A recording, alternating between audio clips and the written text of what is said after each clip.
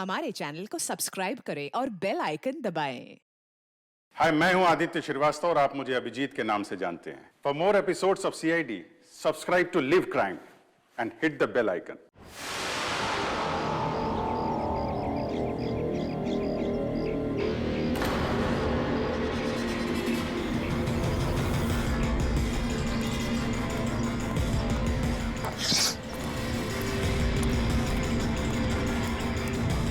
ए, रुको, कौन हो तुम?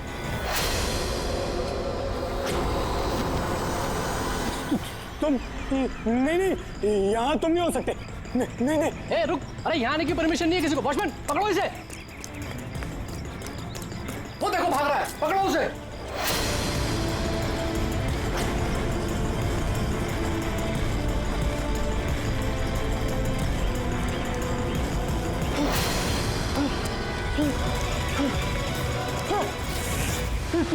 तुम यहाँ भी नहीं, तुम यहाँ नहीं हो सकते।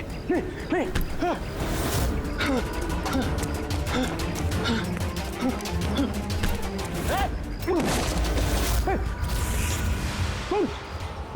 तुम मेरे पीछे क्यों पड़े? तुम मुझे मार दोगे। अरे कौन है? रुक!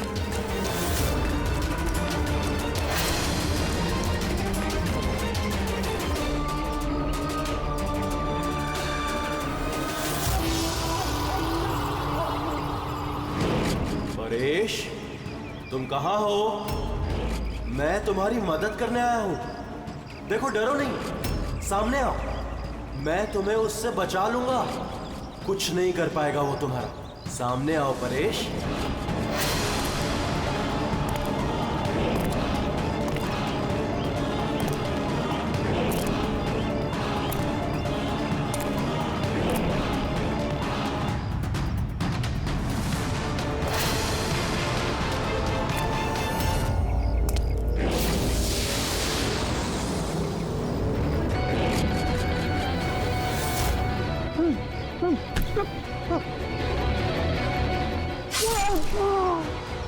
ए, कौन है वहां पे? हाँ?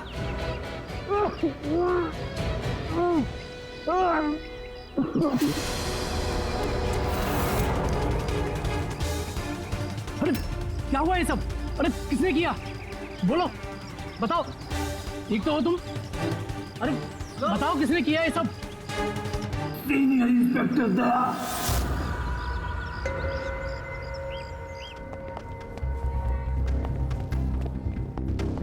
हाँ डॉक्टर साहब, पेशेंट खतरे के बाहर है, लेकिन अभी भी बेहोश है। कौन है, कुछ पता चला? हाँ, इसका नाम परेश है, लेकिन अभी तक बेहोश है। होश में आने के बाद आप लोग मिल सकते हैं। ठीक है डॉक्टर साहब, थैंक यू। वैसे आपने हमें क्यों बुलाया? इनके कारण।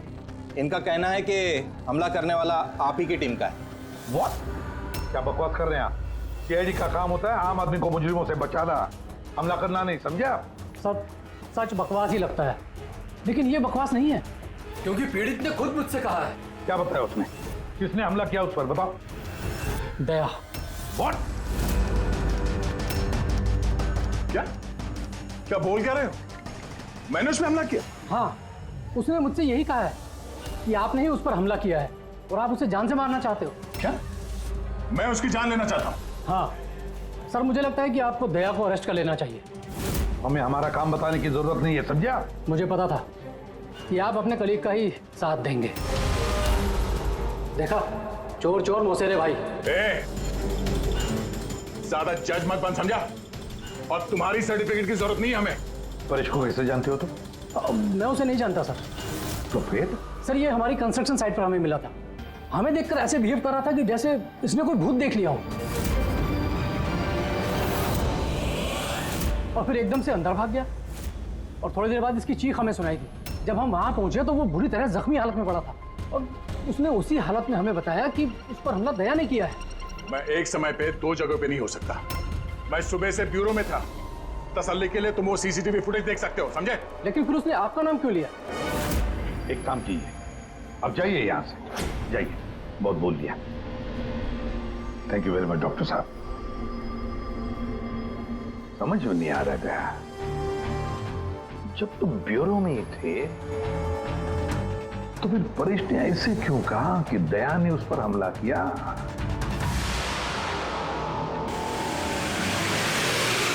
एक बात बताइए, जब आप लोगों ने यहाँ पे परेश को जख्मी हालत में देखा था तो उसके साथ में कोई था या किसी को आते जाते देखा हो? नहीं साहब, वो अकेला ही था। लेकिन सर उसने इंस्पेक्टर दया का पता है, उसने दया का नाम बोला। हम यहाँ वो जानने आए जो उसने नहीं बोला, समझे आप? और दया ऐसा नहीं कर सकता। सर आप इतने यकीन से कैसे कह सकते हैं कि दया सर ऐसा कुछ नहीं कर सकते हैं? जो आदमी अपनी जान दांव पे लगा के दूसरों की जान बचाता हो वो किसी का खून नहीं कर सकता। खुद से ज्यादा मुझे दया पे भरोसा है, समझे?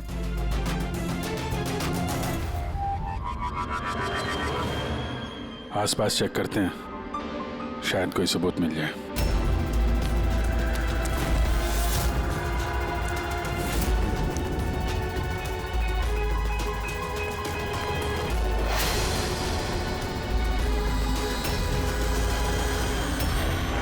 सर, हाँ? सर ये देखिए। ओह नो, है कौन ये? जिंदा है। हेलो, एम्बुलेंस भैया, मालमणी के पास अंडर कंस्ट्रक्शन बिल्डिंग है, वहां पे भेजो जल्दी। तुम लोग जानते हो इसे? ये तो सुबह सर है, ये 2-3 बार पहले फ्लैट देखने आ चुके हैं। लेकिन सर इससे हुआ क्या है? शायद ऊपर से गिरा है।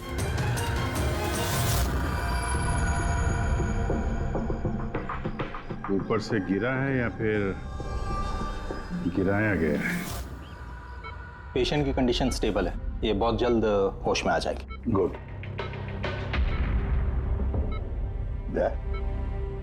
क्या हो गया? इसे तुम ऐसे क्यों देख रहे हो? जानते हो इसे? साहब, अभिजीत तुम यहाँ क्या कर रहे हो? जिस अंडर कंस्ट्रक्शन बिल्डिंग में इस परेश पे हमला हुआ है वहां पे हमें एक और आदमी जख्मी हालत में मिला। और एक आदमी? कौन है वो? तो वॉचमैन बता रहा था उसका नाम सुबू है, वहां पे 2-3 बार आया था मकान देखने के लिए। उसके हाथ में से हमें ये कपड़े का टुकड़ा मिला है। अच्छा, छोड़ दो मुझे मत मारो, छोड़ दो मुझे, मत मारो मुझे, छोड़ दो मुझे। परेश, परेश, मैं इसे भी प्रद्युमन सीआईडी से। घबराओ मत, तुम्हें कोई कुछ नहीं करेगा, हम तुम्हारे साथ हैं। दया, दया छोड़ दो मुझे, दया छोड़ दो मुझे, मुझे मत मारो दया। परेश दया तुम्हारे सामने खड़ा है, मैं इसे भी प्रद्युमन हूँ। दया, दया छोड़ दो मुझे, छोड़ दो मुझे। परेश, दया, दया तुम जाओ, दया तुम क्या चाहते हो मुझसे? दया छोड़ दो मुझे। परेश क्या बात कर रहे हो? दया, दया छोड़ दो मुझे, मुझे मत मारो दया। परेश मैं दया नहीं, मैं अभिजीत हूँ। दया, दया जाओ यहाँ से, जाओ, जाओ। अरे दया इधर है।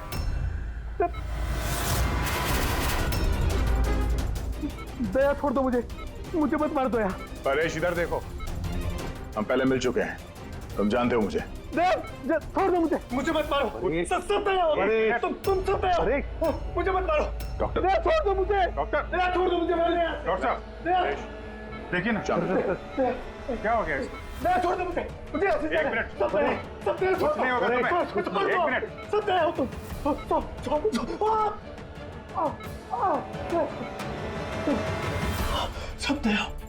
हो तुम सब दया हो, तुम सब दया हो।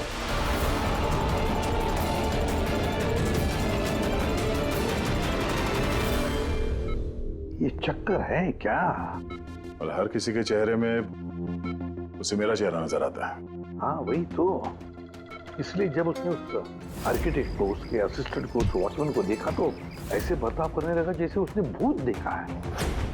और उसके दिमाग का भूत दया तुम हो, तुम।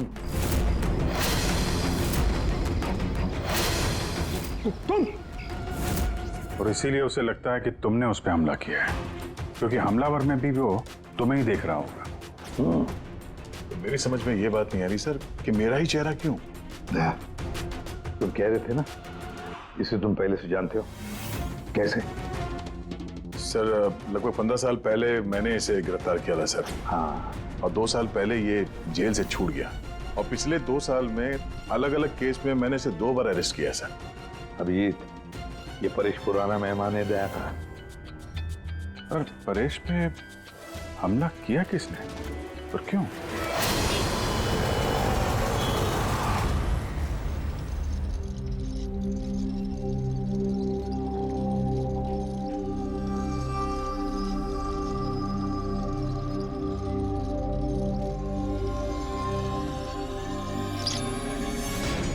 अरे मैडम जरा ध्यान से।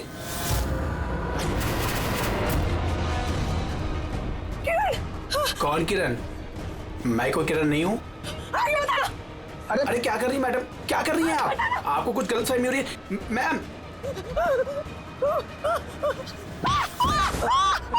अरे मैडम, आप ठीक तो हो ना? किरण?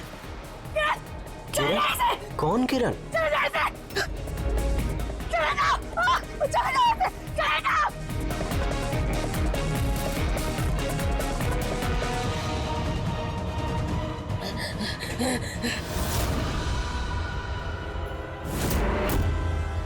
क्यों सुबह, कैसी तबीयत है तुम्हारी?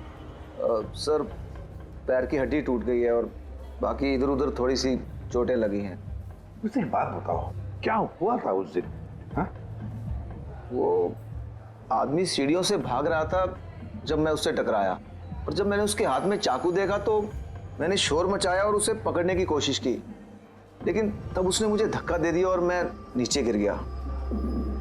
उसके बाद सर कुछ याद नहीं।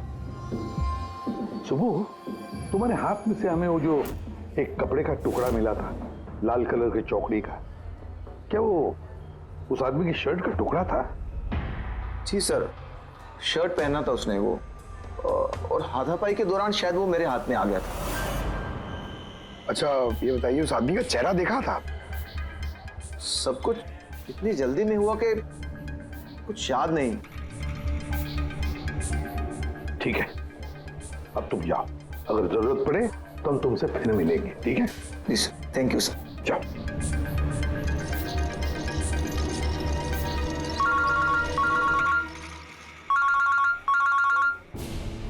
आ गया?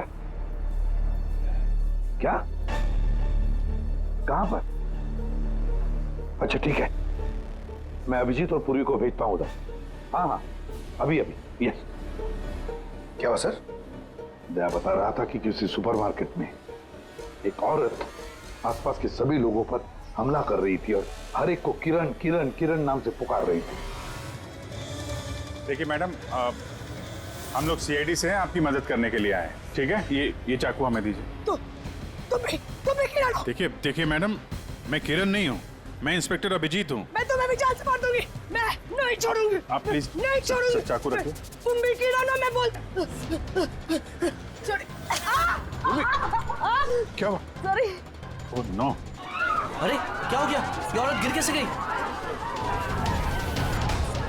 क्या हुआ? हटिए, आजा। एक्सक्यूज मी, हटिए, पीछे हटिए। 1 मिनट पीछे आइए। हुआ क्या है इसको? मैडम सुनिए। क्या हुआ इसे? मैडम, सर ये तो मर चुकी है। क्या?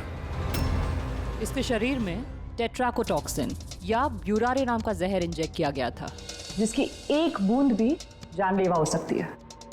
मगर ये जहर तो हमारे देश में आसानी से नहीं मिलता ना? सिर्फ उसे ही मिलता है जो बड़ा रिसर्च कर रहा हो। तो भगदड़ में किसी ने वो पॉइजन इसे इंजेक्ट कर दिया। मगर एक काम करो, इस हादसे के वक्त का जो सीसीटीवी फुटेज है ना, वो अच्छी तरह से चेक करो। खूनी की तस्वीर उसी में मिलेगी सर। और सर, इस परेश का क्या? इसे हर जगह मैं ही क्यों दिखता हूँ? सालू के साहब, मुझे तो ये केमिकल की बहुत बड़ी गड़बड़ लग रही है। ठीक कह रहे हो फ्रेडी, बस ये वाकई किसी खास केमिकल की वजह से, क्योंकि मुझे इसके और परेश के दिमाग में एक अलग किस्म का केमिकल मिला है। तुम्हारे कहने का मतलब है कि इसी केमिकल की वजह से इन दोनों का बर्ताव एक जैसा और एक ही चेहरा इन दोनों को दिखता है। हाँ बस, और मैं इस केमिकल को और डिटेल में समझने की कोशिश कर रहा हूँ। मतलब जब तक इस परेश के दिमाग पर इस केमिकल का असर रहेगा, हमें कोई जवाब नहीं मिलेंगे।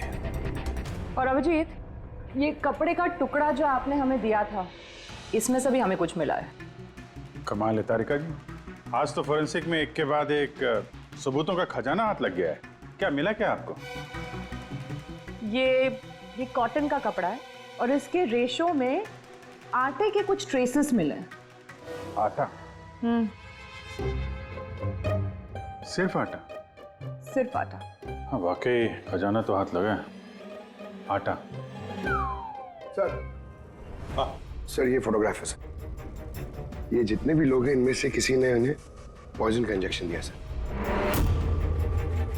अब और एक काम करो, ये जितने सारे लोग हैं ना, इन सब की मूवमेंट ट्रैक करो। शॉपिंग मॉल में खून होने से पहले ये लोग कहाँ थे, कहाँ से आए, क्या क्या कर रहे थे, और खून होने के बाद में देखो ये लोग कहाँ कहाँ गए। ओके?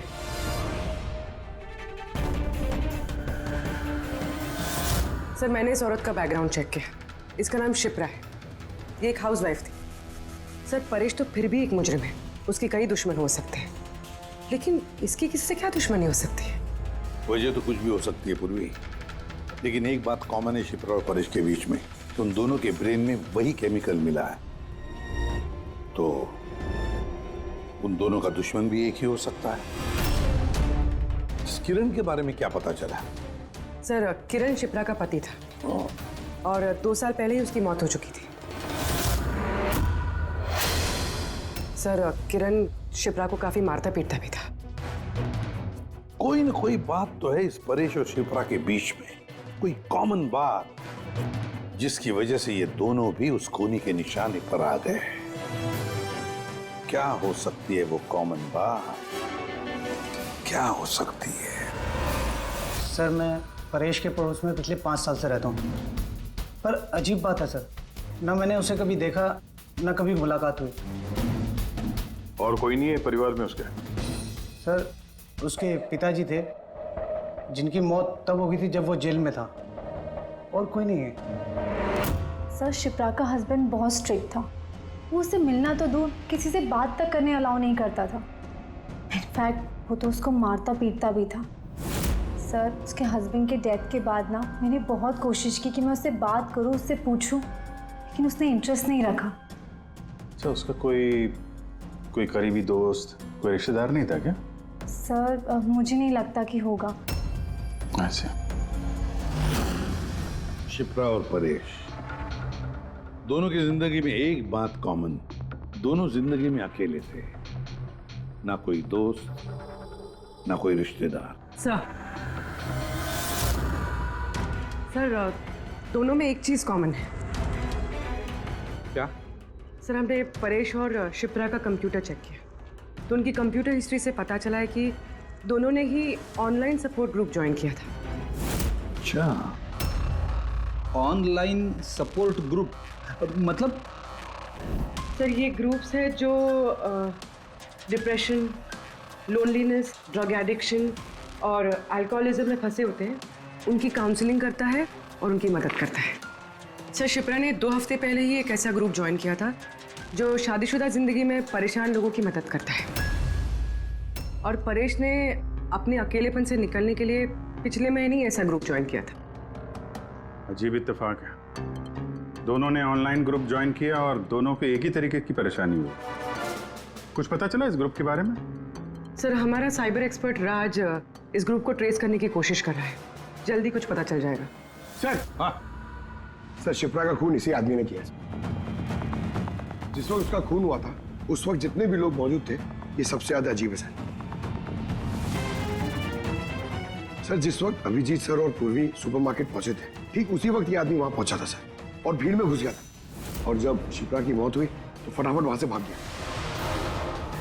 रेडी, काम करो, हमारा डेटाबेस चेक करो, शायद इसके बारे में कुछ पता चले, कोई लीड मिल जाए। इसका मतलब है सर ये खूनी सुपरमार्केट में कुछ खरीदने नहीं बल्कि शिप्रा को मारने के लिए आया था।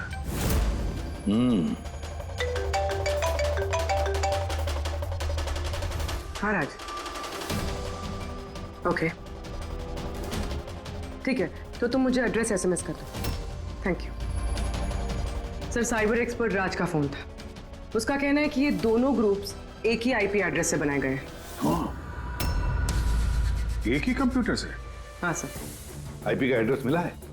हाँ सर, अंधेरी में एक प्रिंटिंग शॉप है, ये दोनों ग्रुप्स वहीं से बनाए गए हैं। बस तो फिर अभिजीत, तुम और पूर्वी जाओ वहां पर और देखो कौन है इस सबके पीछे और उसका क्या कनेक्शन है। सर क्या सोच रहे होते हैं? सर नहीं, पंकज ने भी बताया कि वो खूनी शिप्रा को मारने के इरादे से ही आया था। तो फिर सर उसे पता कैसे चला कि शिप्रा वहाँ सुपरमार्केट में है और वो लोगों पे हमला कर रही है? वो शिप्रा को फॉलो कर रहा होगा सर। अगर फॉलो कर रहा था तो अभिजीत और पूर्वी के वहाँ सुपरमार्केट में पहुंचने से पहले वो मार के निकल जाता, बाद में नहीं मारता उसे। अभिजीत को सुपरमार्केट पहुंचने में 20 मिनट लगे और खूनी को भी वहां पहुंचने में 20 मिनट लगे, तो इसका मतलब है दोनों को भी खबर एक ही वक्त पहुंची थी। सर कहीं ऐसा तो नहीं कि इंफॉर्मेशन खूनी को हमसे ही गई हो? हमारे यहां से इंफॉर्मेशन? हाँ हो सकता है। क्या कहीं ऐसा तो नहीं कि जब हम परेश को देखने गए थे हॉस्पिटल में, उस वक्त खूनी वहां पर मौजूद था और उसने मेरी बातें सुन ली हो? अरे खूनी हॉस्पिटल में कर क्या रहा था? क्या परेश खूनी के हाथों पहले तो बच गया था। हो सकता है खूनी अपना अधूरा काम पूरा करने हॉस्पिटल आया था, परेश को खत्म करना चाहता था इसलिए।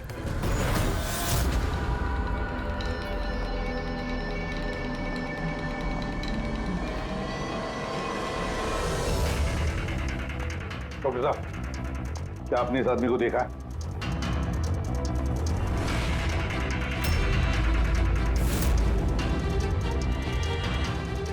भाई साहब, ये आदमी को देखिए जरा। इस हॉस्पिटल में इसको देखा है कहीं? हाँ हाँ, इसको तो मैंने देखा है।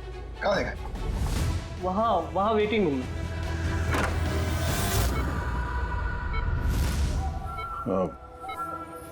क्या कोई आया था क्या? नहीं सर, यहाँ कोई नहीं आया। ठीक। हाँ दे सर परेश तो ठीक है, पर वो खूनी अभी तक दिखा नहीं। कहीं तो छुप कर बैठा ही है यार, सही वक्त का इंतजार कर रहा है। वेटिंग रूम में भी चेक किया सर, अभी कोई नहीं है। तो यही पता है, पर कहाँ छुप कर बैठा है ये?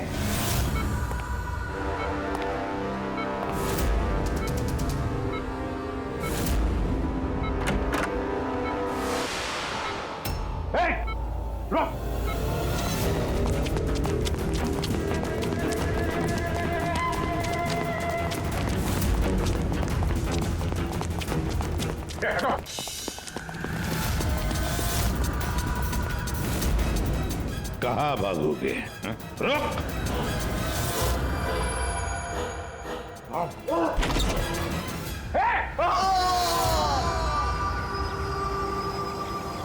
My God!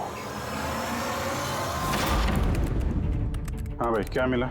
सर ये दोनों साइड डिलीट किए जा चुके हैं, अब वो ऑपरेशनल नहीं है। मतलब अपराधी ने सबूत मिटा दिया? जी सर, पर सर कुछ इंटरेस्टिंग चीजें मेरे हाथ लगी है। क्या? ये देखिए सर, इसी आईपी एड्रेस से, इसी कंप्यूटर से उस तरीके के 6 और ऑनलाइन सपोर्ट ग्रुप बनाए गए हैं। तो लोगों को फंसाने के लिए ऐसे कई ग्रुप बनाए गए हैं? बिल्कुल सर। सर बाकी ग्रुप डिटेल में चेक कर लेता हूँ। मतलब सर परेश और शिप्रा के अलावा और भी कई लोग हैं जिन्हें इन लोगों ने फंसाया है। मगर सर मकसद क्या हो सकता है इस तरह से साइट बना के लोगों को टारगेट करने का? वही केमिकल से रिलेटेड कुछ होगा। ये कुछ मिला रजिस्टर में? हाँ सर। सर पिछले 3 महीनों में 85 लोगों ने कंप्यूटर यूज किया है। सबकी डिटेल्स चेक करनी पड़ेगी। ठीक है सर। ये देखिए 6 में से 5 ग्रुप डिलीट किए जा चुके हैं, लेकिन अभी भी एक सपोर्ट ग्रुप एक्टिव है और अभी भी उसे कोई ऑपरेट कर रहा है। Enhancing the life of lonely people, मतलब साफ है, ग्रुप बनाया जाता है, तना लोगों को फंसाया जाता है और बाद में ग्रुप डिलीट। तो अब उन्हें एक और शिकार की जरूरत है। एक आइडिया है पूरी? कुछ पता चला इस आदमी के बारे में? फिलहाल तो कुछ नहीं। वॉलेट के अलावा इसके पास कुछ भी नहीं मिला है, मोबाइल फोन तक नहीं। तो हमारे पास कोई सुराग नहीं है। दया, ये केस दिखता उतना सिंपल नहीं है, बहुत बड़ा षड्यंत्र है ही है। कई सारे लोग इसमें इन्वॉल्व हैं। ये तो इस खेल का मोहरा लग रहा है सर, वो भी भाड़े का। और इस केस का मास्टरमाइंड अभी भी आजाद घूम रहा है, अपने नए शिकार की तलाश में होगा। जल्द से जल्द ढूंढना होगा सर इसे। हाँ पंकज, आराम से। बस खड़े। ये क्या ही था उनके? सर आप ये क्या खेल खेल रहे हैं पंकज के साथ? नहीं नहीं, ये कोई खेल नहीं है। बस मैंने बताया था ना, ये केस बहुत ही पेचीदा है, बड़ा कॉम्प्लेक्स है। याद है ना, मैंने बताया था उस परेश के और उस शिप्रा के दिमाग में मुझे एक अलग तरीके का केमिकल मिला था। हाँ, मैंने उस केमिकल को रिप्लिकेट किया और इस पंकज के शरीर में इंजेक्ट कर दिया। What? तू पागल हो गया फारूक है? अगर इसे कुछ हो गया तो? अरे कुछ नहीं होगा यार, बिलीव मी, मैं पागल हूं क्या?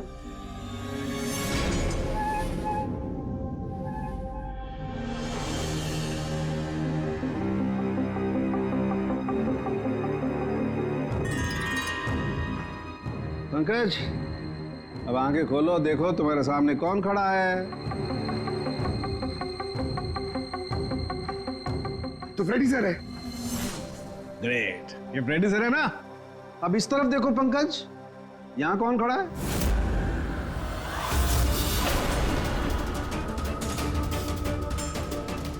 ये कैसे हो सकता है? ये इधर फ्रेडी सर, यहाँ फ्रेडी सर। मतलब सारू के ये परेश और शिप्रा के साथ यही हो रहा? बंद कर। बस बस, पट्टी लगा लो, पट्टी लगा लो बस। ये देखा बस, इसे फ्रेगोली सिंड्रोम कहते हैं। इस सिंड्रोम में इंसान को एक ही चेहरा हर चेहरे में दिखाई देता है। उस इंसान का चेहरा जिसे या तो वो सबसे ज्यादा नफरत करता है या जिससे सबसे ज्यादा डरता है। पंकज, मुझसे इतनी नफरत करता है तू? अरे सर, आपसे नफरत थोड़ी करता हूँ सर, आपसे तो मैं डरता हूँ। पंकज को मैंने इस केमिकल का बहुत थोड़ा सा डोज दिया, इसीलिए इस पर वैसा असर नहीं हुआ जैसा शिप्रा पर और परेश पर हुआ था। परेश और शिप्रा को तो इतना हेवी डोज दिया गया था कि उनके दिमाग पर गहरा असर हुआ और साइकोसिस लेवल पर पहुंच गए।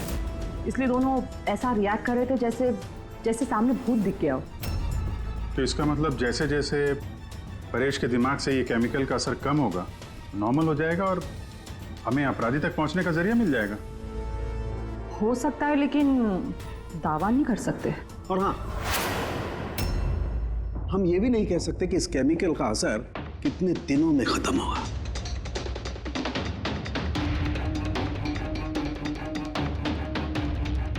अगर हम परेश के ठीक होने का इंतजार करेंगे तो बहुत देर हो जाएगी। हमें कोई और तरीका ढूंढना होगा, कोई और तरीका। हाँ पूर्वी। सर, मैंने वो ऑनलाइन ग्रुप पे रजिस्टर कर लिया और डिटेल्स भी एकदम परेश और शिप्रा की तरह थी। नो फ्रेंड्स, नो फैमिली, एकदम अकेले। उन लोगों को ऐसे लोगों की तलाश है। ये तुम्हारा ट्रैक है, इससे पता चलता रहेगा तुम्हारे मूवमेंट के बारे में। और ये तुम्हारा कैमरा। हमारे पास सिर्फ ये वॉलेट है सर, उस आदमी की पहचान और असलियत जानने के लिए, और ये कुछ चीजें मिली है साथ में। पेट्रोल पंप का बिल, ये होटल का मैच बॉक्स, खरीदा हुआ मैच बॉक्स, ये नंबर किसका है? ये सेलफोन लगता है किसी? सर हम इस पेट्रोल पंप पे गए थे, वहां से पता चला सर ये आदमी महीने में 2-3 बार वहां पे आता है। और सीसीटीवी फुटेज में हमने देखा कि वो अपने बाइक पे हर बार अलग अलग नंबर प्लेट लगा के आता है। हाँ, और पेमेंट कैश में करता है। और सर ये मैच बॉक्स जिस होटल का है वहाँ पे भी हमने पूछताछ की। वो आदमी महीने में 5-6 दफ़ा खाना खाने आता है और पेमेंट भी कैश से करता है। सर ये नंबर के बारे में आप पूछ रहे थे सर, ये बार में एक लड़की है जो काम करती है, उसका है। वो कह रही थी कि उस आदमी का नाम अशोक है और 1-2 बार उनसे बात हुई है, फिर वो गायब हो गया सर। मतलब हमारे पास इस अशोक के बारे में सिर्फ इतनी इंफॉर्मेशन है। एक काम करते हैं, ये सारी जो लोकेशंस है ना, पेट्रोल पंप, बार और ये होटल, देखते हैं कहाँ पर है। जरा मैप दिखाओ।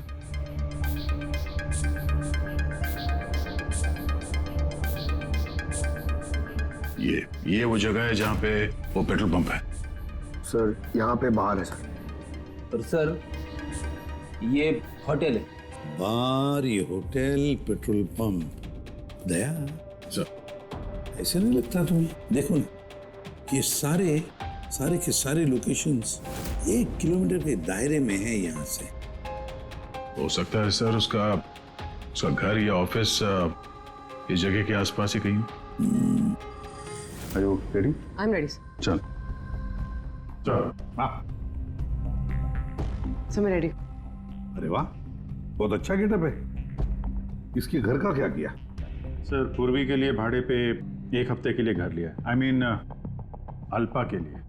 अल्पा, ठीक है, good.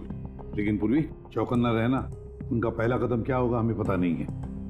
Yes. Good luck. Thank you sir. अब एक काम करते हैं, इस 1 किलोमीटर के दायरे में इस अशोक का फोटोग्राफ दिखाते हैं, सबको दिखाते हैं। शायद कोई निकले जो इसको जानता हो।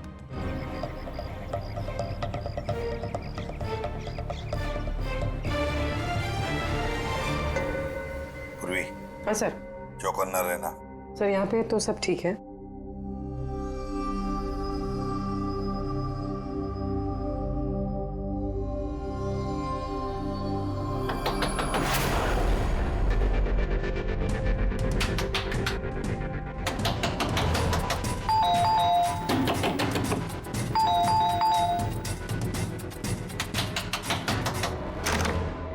जी कहिए। वो मेरे पीछे ना कुछ गुंडे पड़े, मैं अंदर आ सकती हूँ प्लीज? 1 मिनट।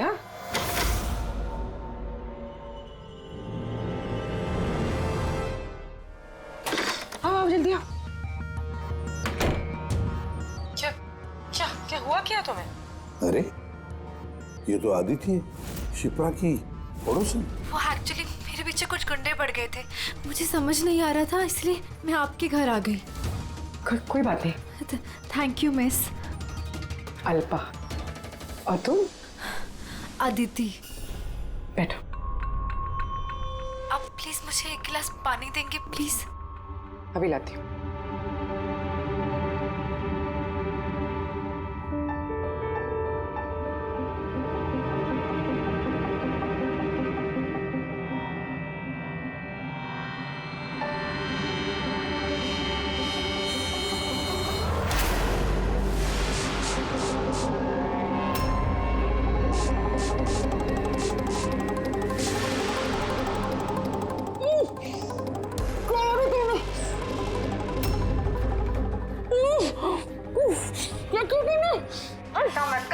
कुछ ऐसा नहीं किया, ज्यादा दर्द नहीं दूंगी तुझे मैं। पूर्वी,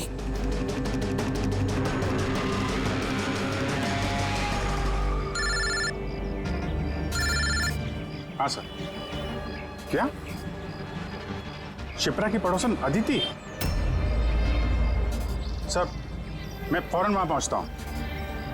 नहीं सर, अब अशोक का भी पता नहीं चला। ये सर। सब कुछ प्लान के मुताबिक तो चल रहा है।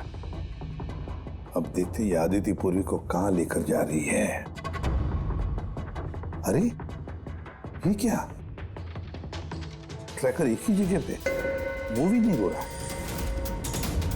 कहीं ऐसा तो नहीं उन लोगों को ट्रैकर के बारे में पता चला हो, निकाल कर फेंक दिया हो? माय गॉड, अब तक पहुंचेंगे कैसे इन सब तक?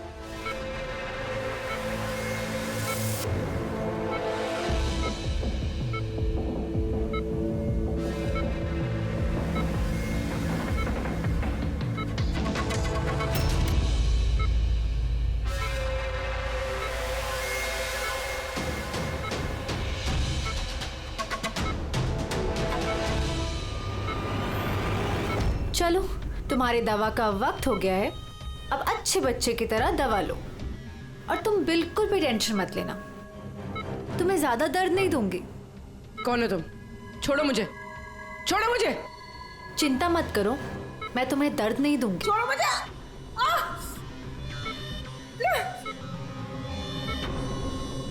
मैंने तुम्हें मना किया था ना कि कुछ दिनों के लिए हम किसी नए लोगों को नहीं लाएंगे, क्योंकि सीआईडी वाले हमें पागलों की तरह ढूंढ रहे हैं।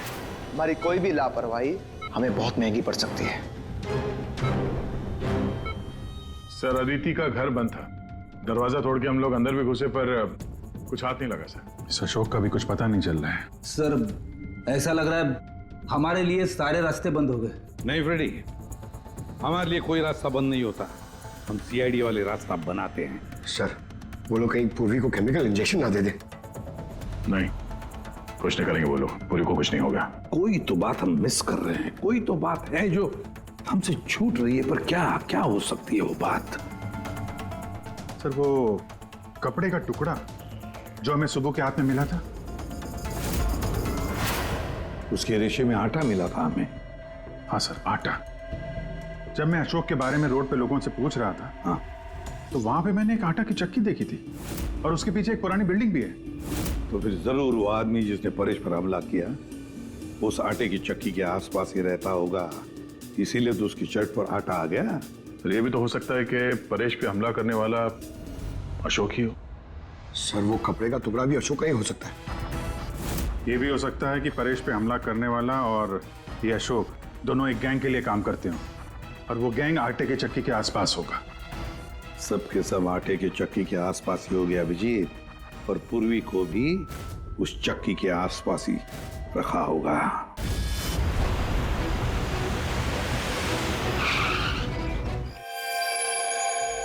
कोई अपने जगह से नहीं लेगा, कोई भी नहीं। पूर्वी कहाँ है? अदिति, पूर्वी कहाँ है?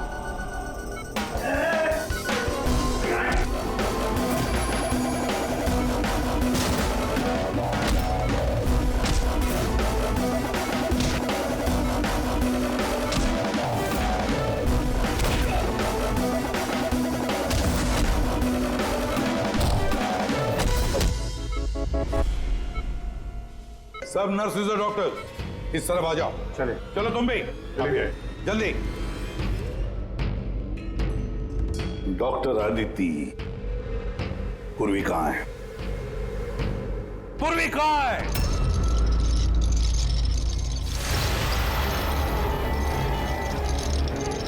तुम्हारी पूर्वी मेरे पास है एसीपी। सुंबू तुम? हाँ मैं, जिसे तुम लोग यहां वहां खोज रहे थे ना, वो तुम लोगों के साथ ही था। मुझे देखकर अफसोस तो हो ही रहा होगा ना।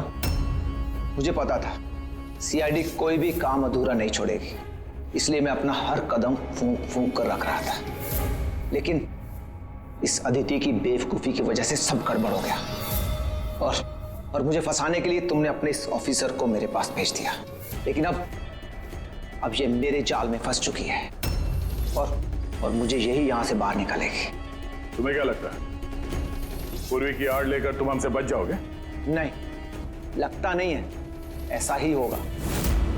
अगर तुम अपने इस बहादुर ऑफिसर को जिंदा देखना चाहते हो तो मुझे यहां से जाने दो, नहीं तो मैं ये केमिकल इसके अंदर इंजेक्ट कर दूंगा और उसके बाद क्या होगा तुम लोग सब जानते हो। पर ये सब तुम क्यों कर रहे हो? हाँ? अपने बेटे रवि के लिए। अपने बेटे के लिए? हाँ, मेरे बेटे को पार्किंसन नाम की बीमारी है। मैं अपने केमिकल से उस बीमारी का इलाज ढूंढ रहा हूं और मैं जिस फार्मा में काम करता हूं वो मुझे इंसानों पर उसे ट्राई करने नहीं देती। इसीलिए तुमने अपने तरीके से लोगों को फंसा के उन पे ये एक्सपेरिमेंट करना शुरू कर दिया। अगर मैं ऐसे नहीं करूंगा तो मैं सही इलाज तक नहीं पहुंच पाऊंगा। कैसे पता चलेगा मुझे कि इन केमिकल्स का इंसानों पर रिएक्शन क्या होता है? और इसीलिए तुम सपोर्ट ग्रुप में ऐसे लोगों को टारगेट करते थे जो अकेले रहते थे, ताकि अगर वो गायब भी हो जाए तो किसी को भनक ना लगे और तुम उन पर अपने एक्सपेरिमेंट्स आराम से करते रहो। हाँ? अकेलेपन से जूझ रहे परेश को मैंने अपने सपोर्ट ग्रुप के जरिए फंसाया और उस पर एक्सपेरिमेंट शुरू किया। लेकिन इन सबकी गलती की वजह से वो यहां से भाग निकला और तुम लोगों के हाथ लग गया। नहीं तो मेरा प्लान कभी फेल नहीं होता। तभी तुम उसकी जान के पीछे पड़े हुए थे। मैं तो उसे उस अंडर कंस्ट्रक्शन बिल्डिंग में ही मार डालता, लेकिन वो आर्किटेक्ट बीच में आ गया। वहां तुम भी तो जख्मी हालत में मिले थे, ये क्या चक्कर है? परेश को जैसे ही मैंने चाकू मारा मुझे लोगों की आवाज आई और मैं वहां से भागना चाहा और हड़बड़ी में तुम्हारा पैर फिसल गया और तुम सीधे नीचे गिर गए। मैं तो वहां से भी भाग जाता, लेकिन मेरे टूटे हुए पैर की वजह से मैं भाग नहीं पाया। और इसीलिए तुमने विक्टिम होने का ढोंग किया। ताकि तुम सेफ भी रहो और किसी को तुम पे शक भी ना हो। और तभी तुम लोगों की नजर मुझ पर पड़ी। और शिप्रा का क्या? उसे तो तुमने किडनैप नहीं किया था, वो तो सुपरमार्केट में घूम रही थी। सपोर्ट ग्रुप में से अदिति ने शिप्रा को चुना और हमने डिसाइड किया कि हम उसे किडनैप नहीं करेंगे और चुपचाप ये ड्रग देते रहेंगे। खिलाड़ी तो तुम शातिर हो और थोड़े कच्चे हो, नहीं तो हमारे लिए सबूत नहीं छोड़ते तुम। याद है ना तुम्हारा वो शर्ट, उसका एक टुकड़ा, कपड़े का टुकड़ा, उस पर जो आटा लगा था ना, बस उसी के जरिए हम तुम तक पहुंच गए।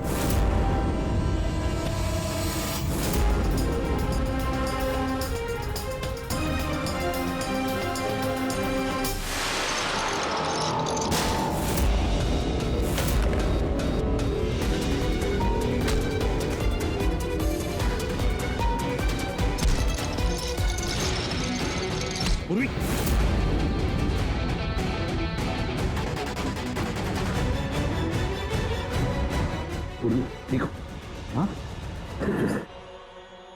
क्या किया तुमने सुब्बू? कभी सोचा है? हाँ? अपने बेटे को बचाने के लिए तुमने न जाने कितने लोगों की जान दांव पर लगा दी, पर यह नहीं सोचा ना कि सही क्या है, गलत क्या है। तुम्हारे बेटे को तो हम अच्छी से अच्छी ट्रीटमेंट दिलवाएंगे, मगर तुम्हें जेल की सलाखों के पीछे बिठा देंगे। शायद फांसी का ऑर्डर भी आ जाएगा तब तक। For more updates, subscribe to our channel, click the show links and enjoy watching the videos.